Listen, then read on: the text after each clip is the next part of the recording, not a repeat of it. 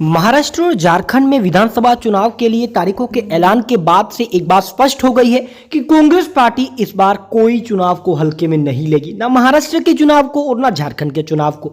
अब महाराष्ट्र में seat sharing को लेकर महाविकास आघाड़ी के अगर हम देखें तो कांग्रेस पार्टी बड़े भाई की भूमिका में रह सकती है। चुनाव आयोग ने महाराष्ट्र विधानसभा चुनाव 2024 की घोषणा कर दी है।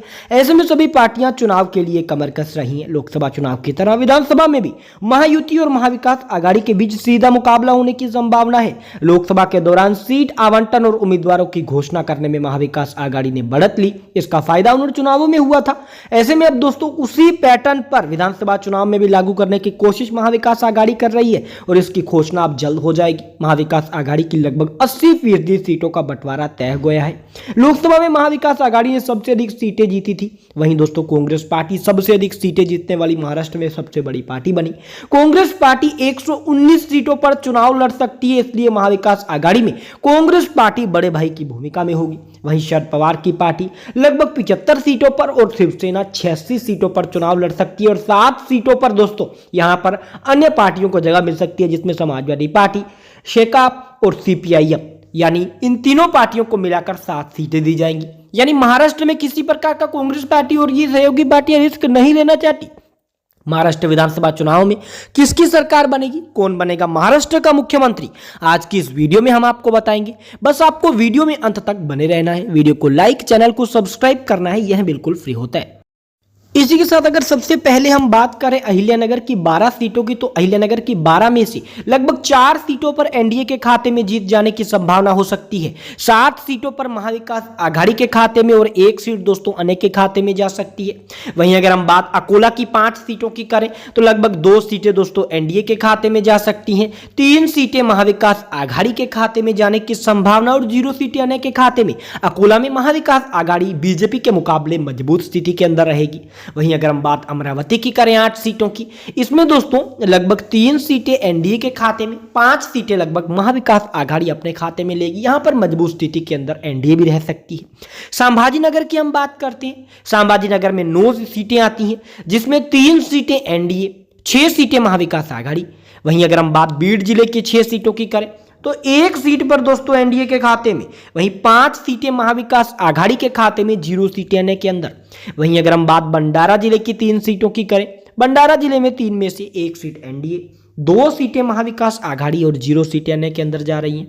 वहीं बात अगर बुल्डाना की 7 सीटों की हम करते हैं, 3 सीटें लगभग एनडीए के खाते में जा रही हैं, 3 सीटें जा रही है महाविकास आघाड़ी और 1 सीट अन्य के खाते में। वहीं अगर हम बात चंद्रपुर की 6 सीटों की करते हैं तो 3 सीटों पर दोस्तों एनडीए के खाते में जीत जाने की संभावना, 3 ही सीटें महाविकास आघाड़ी और 0 सीटें अन्य के अंदर जा रही है।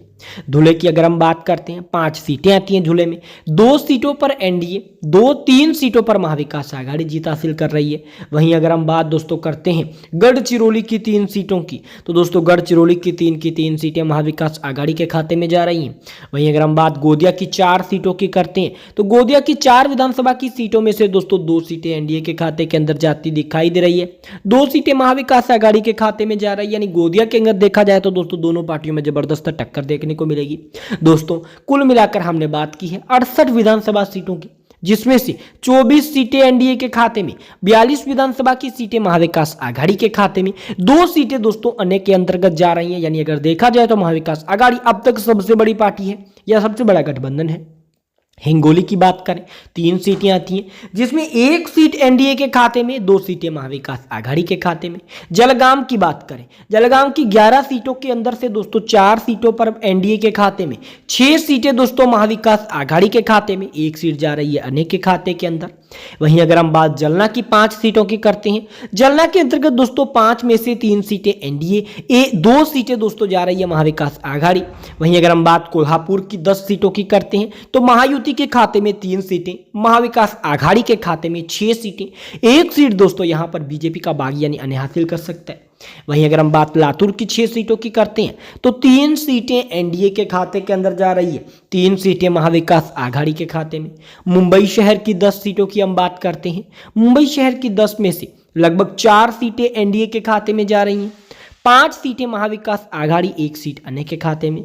मुंबई की 26 सीटों की हम बात करते हैं, 26 में से 11 सीटें एनडीए के खाते में, 14 लोग विधानसभा की सीटें महाविकास आघाड़ी के खाते में और 1 सीट दोस्तों अन्य के खाते में जा रही है। बात नागपुर की करते हैं 12 सीटों की, तो 6 सीटें एनडीए के खाते में जा रही है, 2 सीटें महाविकास आघाड़ी के खाते में जा रही है और 1 सीट दोस्तों अन्य के अंतर्गत भी जा रही है। अगर हम बात करते हैं नांदेड़ की, नांदेड़ के अंतर्गत 9 सीटें आती हैं, जिसमें 4 सीटें महाविकास आघाड़ी, माफ कीजिएगा एनडीए, और 5 सीटें महाविकास आघाड़ी। नंदुरबार की 4 सीटों की हम बात करते हैं, जिसमें से दोस्तों 4 में से 2 सीटें एनडीए, तो 2 ही सीटें दोस्तों महाविकास आघाड़ी। अगर हम बात नासिक की करते हैं 15 सीटों की, नासिक में दोस्तों 15 में से लगभग 6 सीटें एनडीए के खाते में जाने की संभावना, 8 सीटों पर महाविकास आघाड़ी के मजबूत होने की संभावना, तो 1 सीट दोस्तों अन्य के खाते में भी जा सकती है। कुल मिलाकर हमने बात कर ली 179 सीट्स की, जिसमें से 71 सीट्स यानी 71 सीटें लगभग एनडीए के खाते में, 100 का आंकड़ा महाविकास आघाड़ी ने छू लिया है, तो 8 सीटें अन्य के खाते में, यानी 100 का आंकड़ा, लगभग 180 सीटों में से 100 का आंकड़ा महाविकास आघाड़ी अकेले पार करेगी। अगर हम बात करें धाराशिव की 4 सीटों की, जिसमें से 1 सीट एनडीए, 3 विधानसभा की सीटें जा रही हैं एमवीए के खाते में। बात पालघर की करते हैं, 6 सीटें आती हैं, जिसमें 3 सीटें एनडीए के खाते में, तो 3 ही सीटें महाविकास आघाड़ी के खाते के अंदर जा रही हैं। अगर हम बात करते हैं परभानी की 4 सीटों की, जिसमें 4 सीटें महाविकास आघाड़ी, पिछली बार भी यहां पर मजबूत स्थिति में थी, इस बार भी मजबूत स्थिति में है। बात पुणे की 21 सीटों की करते हैं, 8 सीटों पर एनडीए का प्रभाव रहने वाला है, 11 सीटों पर महाविकास आघाड़ी का प्रभाव रहने वाला है और 2 सीटें दोस्तों अन्य के खाते में जाने की संभावना। रायगढ़ की बात करते हैं 7 सीटों की, जिसमें से 3 सीटें एनडीए, तो 4 सीटें महाविकास आघाड़ी, 0 सीटें अन्य के अंदर। रत्नागिरी की 5 सीटों की बात करें, 1 सीट एनडीए के खाते में, 4 सीटें लगभग महाविकास आघाड़ी के खाते में जा रही हैं। सांगाली की बात करें 8 सीटों की, तो दोस्तों 3 सीटें तो जा रही हैं एनडीए के खाते में, 5 सीटें जा रही है महाविकास आघाड़ी के खाते में। अगर हम बात सतारा की करते हैं 8 सीटों की, यहां पर 2 सीटें एनडीए, 6 सीटें महाविकास आघाड़ी के खाते के अंदर, 0 सीटें अन्य के अंदर। बात अगर दोस्तों वर्धा की 4 सीटों की हम करते हैं, 2 सीटें एनडीए, 2 सीटें महाविकास आघाड़ी, 0 सीटें अन्य के अंतर्गत जाती दिखाई देने वाली है। अगर हम बात करते हैं सिंधुदुर्ग की 3 सीटों की, सिंधुदुर्ग की 3 में से यहां पर दोस्तों एनडीए 0, 3 की 3 सीटें महाविकास आघाड़ी। अगर हम बात सोलापुर की करते हैं 11 सीटों की, तो दोस्तों 6 सीटें एनडीए, 5 सीटें दोस्तों महाविकास आघाड़ी के खाते में जा रही हैं। अगर हम बात थाने की करते हैं, थाने में 18 सीटें आती हैं, जिसमें 7 सीट मात्र एनडीए, 11 सीटें महाविकास आघाड़ी, अन्य के खाते में भी इस बार कुछ नहीं जाने वाला यहां से। बात अगर वासिम की 3 सीटों की करते हैं, तो वासिम जिले के अंतर्गत दोस्तों बीजेपी मजबूत है, तीनों की तीनों सीटें एनडीए के खाते के अंदर जाने की यहां पर संभावना है। अगर हम बात करते हैं अंतिम यवतमाल की 7 सीटों की, जिसमें से 3 सीटें एनडीए, 4 सीटों पर महाविकास आघाड़ी, तो 0 सीटें अन्य के अंदर जा रही हैं। कुल मिलाकर दोस्तों हमने आज की इस वीडियो में बात की है सबसे पहले महाराष्ट्र की 288 विधानसभा सीटों की, जिसमें से 113 सीटों पर बीजेपी अपने गठबंधन के साथ एनडीए के खाते में, 165 सीटें महाविकास आघाड़ी यहां पर जीत रही है, 10 सीटें अन्य के खाते में। यानी देखा जाए तो महाविकास आघाड़ी को स्पष्ट बहुमत, 145 सीट बहुमत का आंकड़ा, जिसे महाविकास आघाड़ी पार करती देखने को मिल रही है। ऐसे में आपको क्या लगता है, महाराष्ट्र में किसकी सरकार बनेगी? चुनाव तारीखों का ऐलान हो चुका है, महाराष्ट्र में किसकी सरकार बनेगी, कौन बनेगा महाराष्ट्र का अगला मुख्यमंत्री?